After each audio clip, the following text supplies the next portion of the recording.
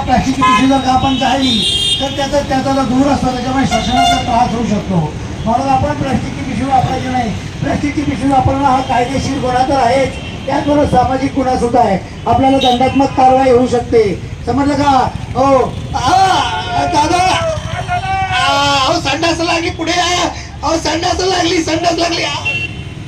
अरे मग तिकडं जाऊन बस रस्त्याच्या कडेला, हवेशीर बस इकडं, येड्या बाबे खाली जा तिकडं मोकळ्या मैदानात. हा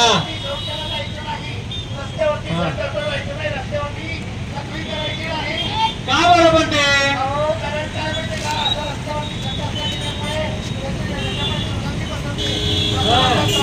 अरे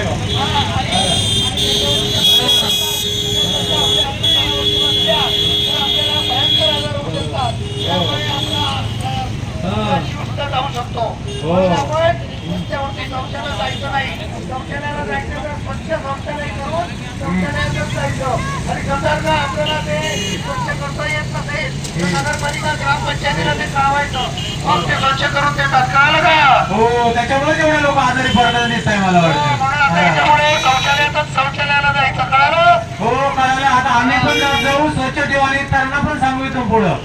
बर बर बर बर. हो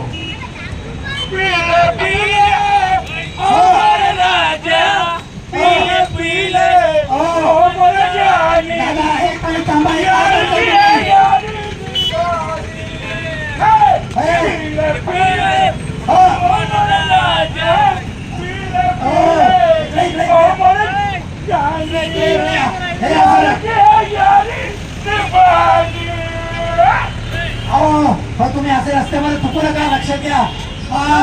हो इकडे इकडे या, इकडे या, इकडे इकडे या. तुम्हाला सांगतो रस्त्यामध्ये थुकल्यामुळे काय होतं. रस्त्यामध्ये थुकल्यामुळे